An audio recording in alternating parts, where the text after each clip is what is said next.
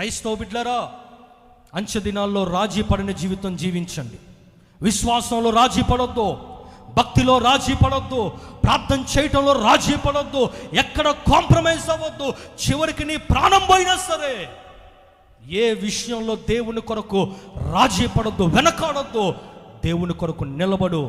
దేవునిని దీవిస్తాడు, ఆశీర్వదిస్తాడు.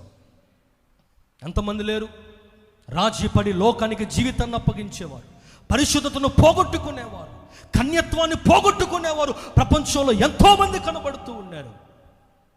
డబ్బు కోసం, లోక సంబంధమైన అల్లరితో కూడిన ఆటపాటల కోసం తమకున్న పరిశుద్ధత, తమకున్న పవిత్రత ఎంతో కాలం నుండి కాపాడుకుంటూ వస్తున్న ఆత్మీయ జీవితాన్ని లోకం ముందు తాకట్టు పెట్టే సమాజం ఎంతోమంది కనబడుతూ ఉన్నారు.